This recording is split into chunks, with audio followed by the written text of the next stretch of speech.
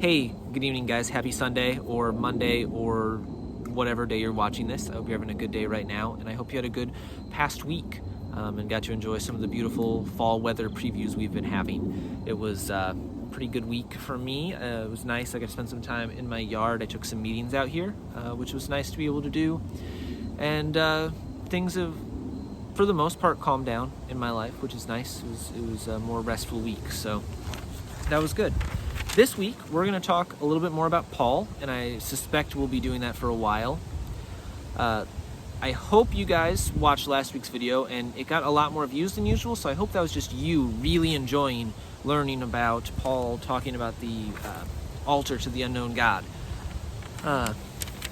Because this week, we're going to continue talking about Paul, particularly his letter to the church in Ephesus. So Paul was not just, known for going to Athens, and later we'll talk about him going to Rome, but he traveled all over. He was one of the first missionaries.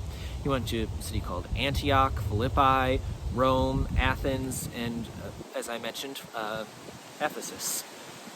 Sorry, lots of wind.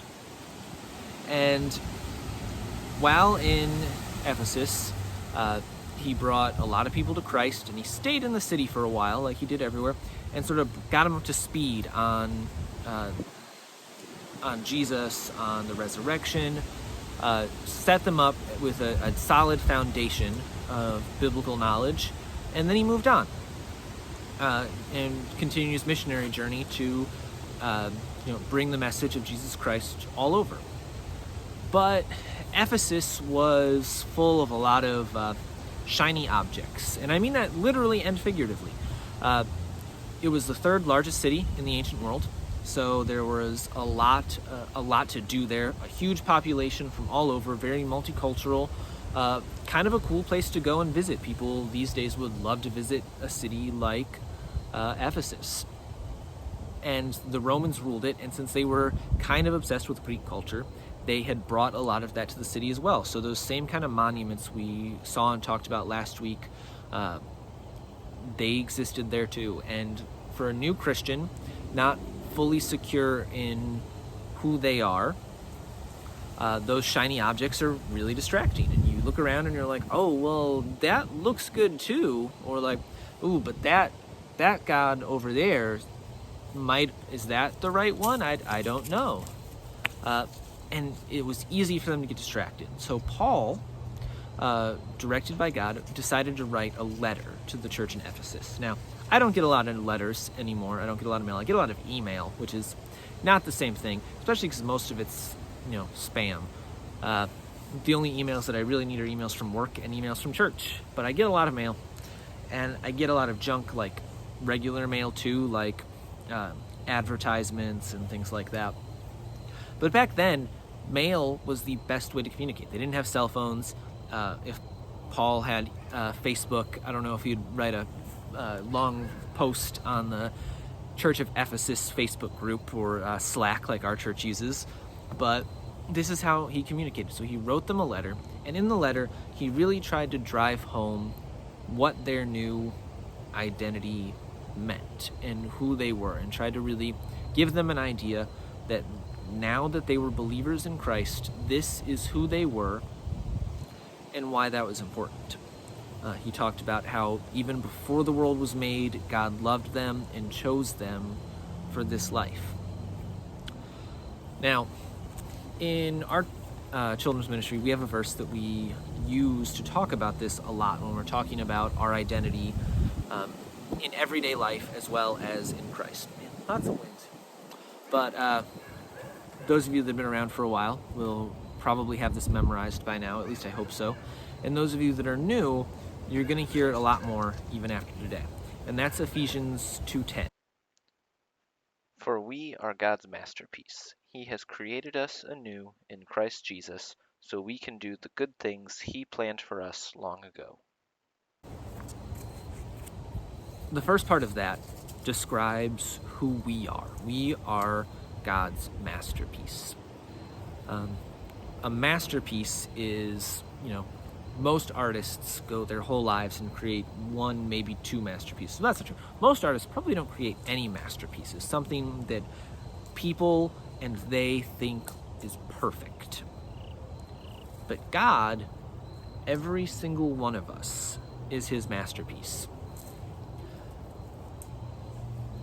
And sometimes, we are not perfect people, but that is not, we were created by God to do specific things, to be perfect. And we muddy ourselves up sometimes when we don't follow that plan that was talked about in the second part of the verse, so that we can do the things he planned for us long ago. I'm actually working on my own sort of project right now, and it is far from a masterpiece, and it will not be a masterpiece. I'm out of practice. As you can see over here, I am building, that's just wood on sawhorses, but I'm going to build a tabletop, and that's not going as planned at all. Almost all of those tools on the table, I did not need to bring out to build the tabletop. I needed to bring those out so I could fix the tool that I needed to build the tabletop, because it was broken. Well, not broken, but I was about to break it, so I needed to fix it so I wouldn't do that. And if you saw, the rest of my yard's kind of a mess, and my basement's worse, and I'm pretty distracted by all those things, so I feel like it's far from a masterpiece. And it's taking longer than it should have, and it's just really not going the way I planned when I woke up this morning. But God is so much better at that. When I'm done with this, I'm going to be critiquing it for as long as my daughter uses it. Even though my wife and daughter will probably heap tons of unsolicited praise at it, I will constantly be thinking, well, yeah, but I could have done this better, or what if I did this? God doesn't do that.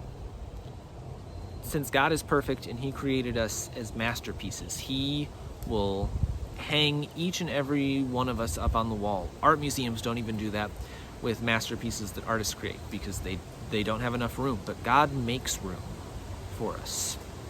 He hangs each and every one of us up on the wall, whether we scuff our frame or get dirt on the picture of our lives. He loves all of us so much. And that doesn't mean there aren't things we can't do that separate us from him, that go against his plan, but that doesn't change how much he loves us. And so Paul wanted the church at Ephesus to understand that their new identity was as God's masterpiece. It didn't have to come from whether they were Greek or Roman, or whether what religion they came from in the past. Who they were supposed to be now, his children, that had given their lives to him, believed in Jesus, that he had died on the cross and rose from the grave. That's who they were now, and God chose them for that long ago and has a plan for them in their lives, just like he does for you and every other person on the planet right now, that ever will be and ever was. So this week I really want you guys to focus on that.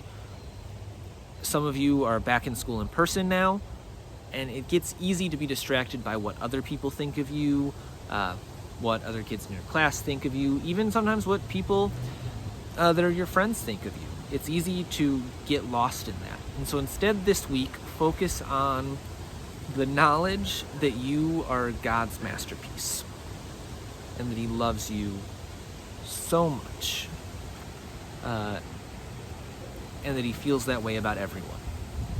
And so remember that in your interactions with others, and remember that as you think about yourself. Don't worry as much about what the world thinks of you. Instead, think about how God thinks of you. I hope you guys have a great week. I love you, and I'll talk to you soon.